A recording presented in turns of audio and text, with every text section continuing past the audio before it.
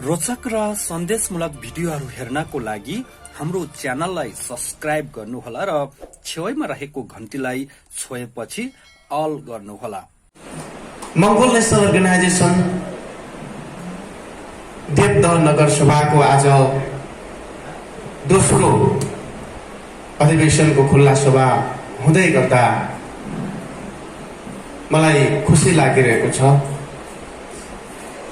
रूपन्देही जिल्ला एउटा ऐतिहासिक जिल्ला, विशेष गरी यो पछिल्लो समयको मंगोल मुक्तिको एउटा महान यात्रा र ऐतिहासिक यात्राको क्रममा देवदह नगरमा धेरै प्रशिक्षण कार्यक्रमहरूमा यो भन्दा विगतको कार्यक्रमहरूमा सरिक भइसकेको अवस्था छ र यो भन्दा पहिलो प्रथम अधिवेशन पनि हामीले सम्पन्न बनाइसकेका छौं र आज हामी दोस्रो अधिवेशनमा छौं र आजको यो परिवेश धेरै महत्त्वपूर्ण परिवेशमा हामी प्रवेश गरेका छौं। मंगोल नेशनल अर्गनाइजेसनका फाउन्डर प्रेसिडेन्ट डाक्टर गोपाल गुरुङज्यूले देख्नु भएको सपना यो देशमा असली लोकतन्त्र, धर्मनिरपेक्ष प्रान्तीय शासन सँगसँगै यो देशका 80% अहिन्दू मूलवासी मंगोलहरूको मुक्ति चाहनु भएको, उहाँको आफ्नो जीवनकालमा मंगोल मुक्ति पूर्ण रूपमा नभएको भए पनि मंगोलहरू मुक्ति हुने एउटा वातावरण, एउटा जग निर्माण गरिदिनु भएको छ। त्यो नेपालको लागि आज लोकतन्त्र, धर्मनिरपेक्ष र प्रान्तीय संघीय सरकार हो। यसैको जगलाई टेकेर यो देशका अहिन्दू 80% अहिन्दू मूलवासी मंगोलहरूले बल्ल आफूले आफू भन्न पाइरहेको अवस्था छ।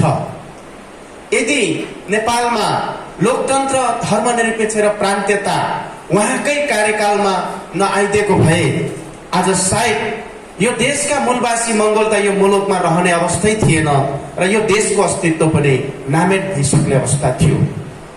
तर उहाँको एउटा महान देन छ।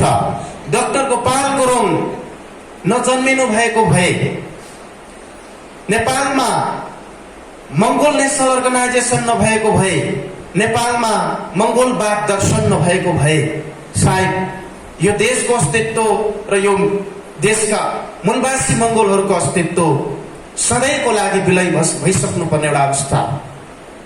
तर उहाँको यो महान देनले गर्दाखेरि आज नेपालमा उहाँको दर्शनले ठाउँ पाइसकेको छ। उहाँको दर्शनले आज जरा गाडिसकेको अवस्था छ।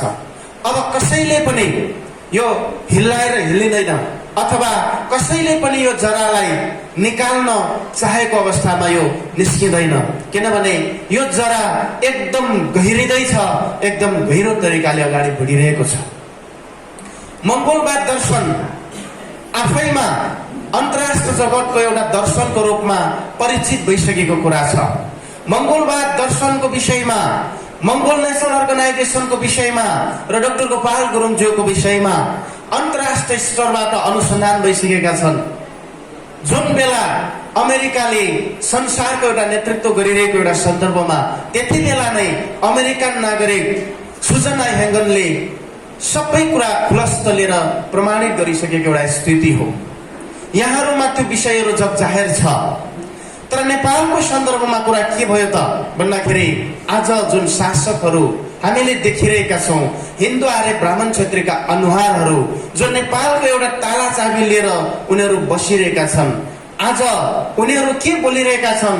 जुन हिजो डाक्टर गोपाल गुरुङज्यूले पञ्चायत कालमा लोकतन्त्र, धर्मनिरपेक्ष र प्रान्तीय सरकार भनेर बोल्दै गर्दा यी सबै कांग्रेस, कम्युनिस्ट, राजा पञ्चायतहरूले लोकतन्त्रको आवाज उठाउँदा राजद्रोही मुद्दा लगायो, धर्मनिरपेक्षको कुरा उठाउँदा साम्प्रदायिकको मुद्दा लगायो र संघीयताको मुद्दा उठाउँदा विखण्डनकारीको मुद्दा लगाएर यी सबै पार्टीका नेता भनाउँदाहरू त्यति बेला एकजुट भइसकेको एउटा स्थिति थियो। तर आज आएर उनीहरूले आफूले बाध्यतावश लोकतन्त्र, धर्मनिरपेक्ष र प्रान्तीय संघीय सरकारको वकालत गर्नुपर्ने एउटा बाध्यता आइरहेको छ।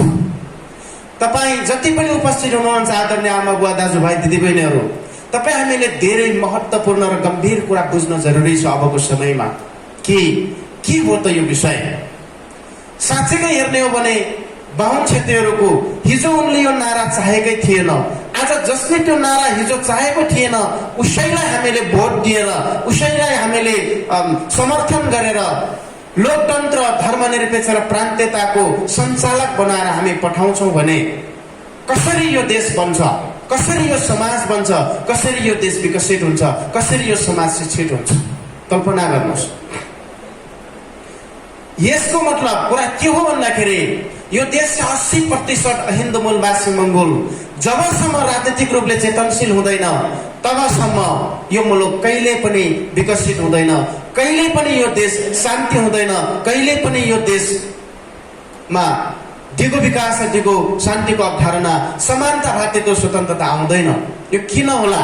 यसको पछाडि एक गहिरो रहस्य छ कि ब्राह्मण क्षेत्रीय नेताहरू, चाहे त्यो प्रचण्ड होस्, चाहे त्यो बाबुराम भट्टराई होस्, चाहे केपी शर्मा ओली होस्, अथवा कुनै पनि, चाहे त्यो कमल थापा होस्, यी सबै के हुन् त? पहिलो नम्बरमा त यिनीहरू साम्राज्यवादी हुन्।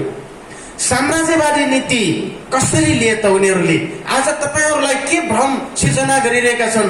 धेरै आमा बुवा, दाजुभाइ, दिदीबहिनीहरू यो हलमा उपस्थित हुनुपर्ने अवस्था थियो, तर मलाई लाग्छ मैले कता कता यहाँनिर यसो अध्ययन गर्दाखेरि मैले सुन्नमा आएको छ धेरै मान्छेहरूले यहाँका मूलवासी मंगोलहरूलाई रोकेका छन्, यो कार्यक्रम सुन्न दिएका छैनन्, डर देखाएका छन्। धेरै कुराहरू चाहिँ मैले सुनिरहेको छु।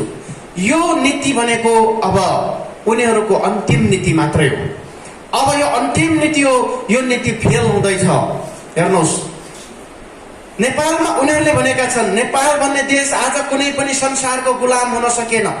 भारत अंग्रेजको गुलाम भयो, संसार चाहिँ विभिन्न साम्राज्यवादको गुलाम भयो, तर नेपाल आजसम्म विश्वमा कुनै पनि मुलुकले गुलाम बनाएको देश होइन भनेर उनीहरूले भाषण गरिरहेका छन्। तर 450 वर्षदेखि यता, अर्थात् 463 वर्ष, सन् 1559 देखि यता विदेशबाट आएका हिन्दू आर्य ब्राह्मण क्षेत्रीको हातमा सत्ता जानु नै यो देश ब्राह्मण क्षेत्रीहरूको गुलाम छ। ब्राह्मण क्षेत्रीहरूको गुलामी, ब्राह्मण क्षेत्री भन्नाले ब्राह्मण क्षेत्री भनेको पद हो। धेरै मान्छे यहाँ कन्फ्युजन छ कि ब्राह्मण क्षेत्री भनेको जात भनेको छ, तर यसलाई हामीले हेर्ने हो भने अहिन्दूको सिद्धान्तबाट हेर्ने हो भने ब्राह्मण क्षेत्री पद हो। हिन्दूको सिद्धान्तबाट हेर्दाखेरि ब्राह्मण क्षेत्री वैश्य शूद्र भनेको कास्ट हो, यो जात हो। हामी स्पष्ट भनेका छौँ कि डाक्टर गोपाल गुरुङजीले ब्यानरको मुख्य भागमा नै लेख्नु भएको छ अहिन्दू मूलवासी मंगोल। हेर्नुहोस्, 21औं शताब्दी अहिन्दू मूलवासी मंगोल मुक्तिको शताब्दी हो। यसको अर्थ हो हामी हिन्दू होइनौँ, हामी हिन्दू थिएनौँ र हिन्दू होइनौँ र हिन्दू हामीलाई कसैले बनाउन पाउँदैन। हिन्दूको तर्फबाट हामीले जुन किसिमको नारा लिएर हामी अगाडि बढिरहेका छौँ, हाम्रो विचारमा ब्राह्मण क्षेत्री जस्ट एउटा पद हो, त्यो सामन्तवादी पद हो, शोषकवादी पद हो। त्यसकारणले जबसम्म ब्राह्मण र क्षेत्री नाम रहिरहन्छ यो समाजमा, तबसम्म यो मुलुकमा सामन्तवाद र शोषक रहिरहन्छ र उसको अन्डरमा सामन्तवादी ब्राह्मण क्षेत्री भन्ने नाम पदको अन्डरमा हाम्रा मान्छेहरू दासत्वभित्र रहेर जिउन बाध्य हुने अवस्था रहिरहनेछ। त्यसकारणले हामी भनिरहेका छौँ कि उनीहरू साम्राज्यवादी हुन्, उनीहरू चाहिँ हाम्रो निम्ति एउटा शोषक मात्रै हो भनेर हामी बुझिरहेका छौँ। सबैभन्दा पहिलो कुरा हामीले बुझ्नुपर्ने कुरा चाहिँ कि नेपालको 80% अहिन्दू मूलवासी मंगोलहरूलाई आज यस्तो हालतमा किन बनाए त? मूलभूत रूपमा ब्राह्मण क्षेत्रीहरूसँग जुन दर्शन छ हिन्दूवाद, यहाँ पूर्वका मित्रहरूले धेरै बताइसक्नु भएको छ।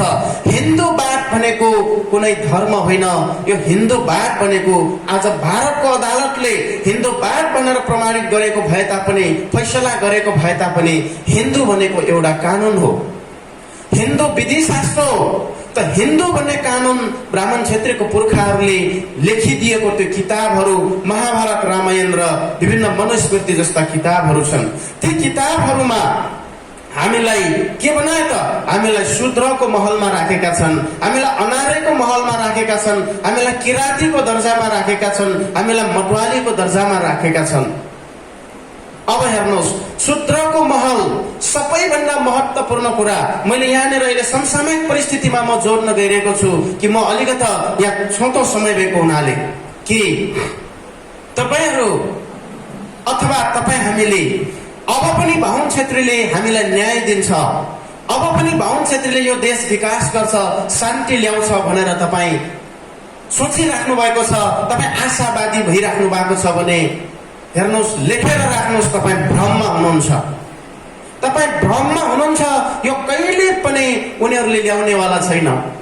किन आज 21औं शताब्दीको युगमा आइपुग्दासम्म ब्राह्मण क्षेत्रीहरूले हामीलाई हिन्दू दासत्वभित्र राख्न खोजिरहेका छन्, हिन्दू दासत्वभित्र राखिएका छन्। मुखले उनीहरूले भने 21औं शताब्दीको संविधान हो नेपालको संविधान, लोकतन्त्र धर्मनिरपेक्ष प्रान्तीयता सहितको संविधान, देशको मूल कानून। लोकतन्त्र भनेकै जनता लोकहरूको शासन हो। लोकतन्त्र कुनै शासकले कुनै आफ्नो मनमानी कोही व्यक्तिको शासन हुँदैन। शासकले प्रत्यक्ष शासन चलाउँछ, तर नीति नियम विधि विधानको आधारमा चलाउन पाउँछ। नीति नियम विधि विधानको अन्डरमा मात्रै त्यो व्यक्तिले चलाउन पाउँछ। चाहे राष्ट्रपति प्रणाली होस्, चाहे प्रेसिडेन्सियल प्रणाली होस्, चाहे प्रधानमन्त्री प्रणाली होस्, चाहे जस्तो सुकै होस्, विधिको आधारमा मात्रै शासन चलाउन पाउँछ। त्यो नियम नै लोकतन्त्र हो, जहाँ विधि भनेको मूल कानून संविधान हुन्छ। तर यो संविधान मूल कानून बनाउने बेलामा सबै जनताको सहभागीमा मात्रै बनाउनु पर्ने हुन्छ। तर यो संविधान बनाउने बेलामा तपाईँ हामीलाई कसैले पनि बोलाएन, तपाईँ हामीलाई मिटिङ कहीँ पनि राखेन। असली सत्य कुराको गोष्ठी सेमिनार देशव्यापी रूपमा राख्नु पर्ने थियो, त्यो कहीँ पनि गरेको छैन। हेर्नुहोस्, अब संसारमा हामीले आज जुन खालका कुराहरू उठाइरहेका छौँ, डाक्टर गोपाल गुरुङज्यूको जुन खालको अधुरो सपना छ, त्यो सपना बिस्तारै बिस्तारै रूपमा यहाँ अब साकार हुने एउटा क्रम निरन्तर छ कि 21औं शताब्दीको युगमा आइपुग्दासम्म नेपाल भन्ने देशमा मानिसहरूको अस्तित्व छैन भन्दाखेरि संसारमा यति खल्लो लाग्छ, संसार यति स्तब्ध भइराख्ने एउटा स्थिति छ। साँच्चैकै रूपमा हेर्नु पर्दा संसारमा मंगोल आर्य निग्रोको अस्तित्वको सन्दर्भमा संसारका चाहे युरोपको निग्रोहरू थिए, अस्ट्रेलियाका निग्रोहरू थिए, अमेरिकाका निग्रोहरू थिए र अफ्रिकाका निग्रोहरू थिए। उनीहरूले आफ्नो मानव अस्तित्वको खोज 17औं 18औं शताब्दीबाट सुरु गरेर 18औं र 19औं शताब्दीमा आफ्नो अस्तित्व प्राप्त गरिसकेको एउटा अवस्था। आज तपाईँ हेर्नुहोस्, अमेरिका किन विकसित भइरहेको छ, युरोप किन विकसित भइरहेको छ, सिङ्गापुर किन त्यहाँनिर विकसित भइरहेको छ, तपाईको स्विजरल्यान्ड किन विकसित भइरहेको छ। सबैभन्दा पहिलो कुरा ती देशहरूमा त्यो देशका मानिसहरूको अस्तित्वलाई सही ढंगले स्वीकार गरिएको हुनाले मात्रै त्यो भएको छ कि नेपालमा 80% ब्राह्मण क्षेत्री बाहेक जति पनि जात जाति छौं, बनाइएका छौं कि गुरुङ मगर राई लिम्बू कामी दमाई सार्की नेवार थकाली माझी कुमाल जति पनि जात जाति छ, यी सबै समुदायको अस्तित्व आज मंगोल रहेछ भनेर तपाईँ हामीले पढ्न पायौं, बुझ्न पायौं। हेर्नुहोस्, तर विगतमा मंगोल नेशनल अर्गनाइजेसनको सिद्धान्त डाक्टर गोपाल गुरुङको विचार आउनुभन्दा अगाडि के कसैले यो कुरा विश्वास गर्दथ्यो? विश्वास गर्दैनथ्यो। त्योभन्दा अगाडिको कुरा नगर। अहिले जति तपाईँ हामीले चाहिँ कुरा बुझिरहेका छौं, अझ अधिकांश हाम्रो मान्छेहरू आफ्नो अस्तित्वबाट बेखबर छन्, आफ्नो अस्तित्वबाट सूचना विहीन छन्। अब उनलाई सूचना कसले पुर्याउने? त्यो तपाईँ हामीले पुर्याउने काम हो। अब यहाँनिर यही विषय कुरा के हो त भन्दाखेरि जबसम्म मानव अस्तित्व स्थापित हुँदैन तबसम्म मानवले पाउनु पर्ने अधिकार पाइँदैन, मानवले पाउनु पर्ने न्याय, समानता, इज्जत कहिले पनि पाउँदैन। हेर्नुहोस्, त्यसकारणले हामीलाई चाहिँ बाहुन क्षेत्री शासकहरूले जुन खालको नीति, जुन खालको विधि र जुन खालको व्यवहार किन गरे, यो संविधान यो देशको निम्ति सबैको निम्ति भएको भए यो संविधानको धारा 84 उपधारा 2 मा खस आर्य भन्नाले ब्राह्मण क्षेत्री ठकुरी सन्यासी समुदायलाई मात्र सम्झिनुपर्छ भनेर किन लेख्नु पर्यो होला? हेर्नुहोस्, संसारमा मंगोल आर्य नेग्रोको जुन अस्तित्व वैज्ञानिकले जुन प्रमाणित गरेको छ, त्यो वैज्ञानिक जुन सिद्धान्त छ, त्यो मध्येमा नेपालमा नेग्रो नभएपछि नेग्रोको आवश्यकता छैन। तर नेपालमा मंगोल र आर्यको चाहिँ आवश्यकता, नेपालमा दुई समुदाय हुनुपर्नेमा जस उनीहरूले के गरे, जस आर्यको मात्र अस्तित्व स्थापित गरेका छन् भने तपाईँ हामी मंगोललाई चाहिँ मंगोल भन्न नदिनुको अर्थ के हो भन्दाखेरि कानुनी रूपमा वैधानिक रूपमा तपाईँ हामीलाई मानवको दर्जामा राखेकै छैन। अब मानवको दर्जा हामी नपाइसकेपछि मानव अधिकार हामी पाउँछौँ, मानवले पाउनुपर्ने हामीले चाहिँ रोजगार पाउँछौँ, मानवले पाउनुपर्ने इज्जत सम्मान हामी पाउँछौँ, पाउँदैनौँ। त्यसकारणले हाम्रो मान्छे जो छ यति बेला अस्तित्व विहीन भएर कहाँ डुल्यो यिनीहरू? कोही कांग्रेस भन्छ, कोही एमाले, कोही माओवादी, कोही राप्रपा, कोही के कुन कुन पार्टीमा आज किन गयो त? यी सबै फटा कुरा, झुट कुरा। हेर्नुहोस्, हाम्रो अस्तित्व विलय गरेको अहिलेको संविधानमा मात्र होइन, 47 सालको संविधानको धारा 27 को उपधारा 1 मा पनि खस हिन्दू आर्य लेखेका थिए ब्राह्मण क्षेत्रले आफ्नो अस्तित्व। हिन्दू आर्य आज देश हिन्दू राष्ट्र नरहेपछि हिन्दूको ठाउँमा खस भनेर राखेको, तर आर्य अस्तित्व स्थापित निरन्तर राखेका छन्। त्यहाँ मात्र होइन, महाभारत रामायण किताबहरू आजभन्दा 1000 वर्ष अगाडि लेखिए। महाभारत र रामायण किताब बाहुन क्षेत्रको पुर्खाले लेखिदिएको किताबमा आर्य भनेर स्पष्ट लेखियो भने हामीलाई मंगोल भनेर मेटाइएको महाभारत किताबबाट हेर्नुहोस्, 1000 वर्ष अगाडिदेखि आफ्नै भूमिमा हामी अस्तित्व विहीन भएर हामी बसिरहेका छौँ। कि महाभारतमा के लेख्यो त हामीलाई भन्दाखेरि अनार्य भनेर लेख्यो। अब तपाईँ भन्नुहोस्, आर्यको अपोजिट अनार्य हुन्छ। अनार्य भनेको अमानव हो, मानवको ठिक उल्टो अर्थात् पशु। लेखिदियो उनले अनार्य व्यवहार गर्यो, पशुको जस्तै व्यवहार गर्यो। त्यो दिनदेखि सबै हामी मंगोलहरूको जुन जरा थियो, जरा काटिदियो। जरा काटिसकेपछि अब हामी चाहिँ जरा बिनाको रूप भयौँ। 1000 वर्ष अगाडिदेखि यो स्थितिमा चलिरहेका छौँ। र ब्राह्मण क्षेत्रको जुन खालको नेता, जतिसुकै नेता होस्, वैज्ञानिक होस्, डाक्टर होस्, जेसुकै होस्, उनको जुन हिन्दूवाद छ त्यो हतियार हो, त्यो नदेखिने हतियार हो। हेर्नुहोस्, हिन्दूवाद र ब्राह्मणवादले यो देश खायो। डोरबहादुर विष्टले ब्राह्मणवाद भनेर लेखे, उनले फ्याटलिजम एन्ड डेभलपमेन्ट भनेर एउटा किताब लेखे। अहिलेको अरुण बराल भन्ने बाहुनले पनि ब्राह्मणवाद भन्ने एउटा किताब लेखेका छन्। ब्राह्मणवाद र हिन्दूवाद भनेको नदेखिने हतियार हो। कसैले देख्दैन कि यो नदेखिने हतियारले हाम्रो जरा काटिदियो। कसरी काट्यो त्यो पनि थाहा छैन। आज हामी जरा बिनाको रूप भइसकेको एउटा स्थिति हो। जसरी हावा कसैले देख्न सक्दैन, हावा कसैले देख्न सक्दैन, हावा केवल महसुस मात्रै गर्ने हो, गर्मी तातो चिसोको अनुभव मात्रै गर्ने हो। यसरी नै हिन्दूवाद ब्राह्मणवाद पनि कसैले देख्दैन, यो अनुभूति मात्रै गर्ने हो। हिन्दूवादले गर्दाखेरि छुवाछुत बनाएको, हिन्दूवादले गर्दाखेरि विभेद बनायो, हिन्दूवादले गर्दाखेरि अन्याय बनायो, हिन्दूवादले गर्दाखेरि हामीलाई पशु अनार्य बनायो। हिन्दूवादले नै अनार्य, हिन्दूवादले हामीलाई शूद्र, हिन्दूवादले हामीलाई किराती, हिन्दूवादले आदिवासी जनजाति दलित बनाउँछ। तर हिन्दूवाद कहिले देखिँदैन। आदिवासी जनजाति दलित भनेर महसुस गर्छौँ, अछुत महसुस गर्छौँ, सानो जात उपल्लो जातको महसुस गर्छौँ, एक अर्काको घृणाको महसुस गर्छौँ। तर त्यो बनाउने हिन्दूवाद र ब्राह्मणवाद हामी देख्दैनौँ। कस्तो हुन्छ, कस्तो रङको हुन्छ, कस्तो रूपको हुन्छ, त्यो हामी देख्दैनौँ। हेर्नुहोस्, यो यस्तो चिज हो कि यसले मानसिक गुलाम बनाउने चिज हो। सबैभन्दा मान्छे बरु भौतिक रूपमा गुलामी होस् त्यो फरक पर्दैन।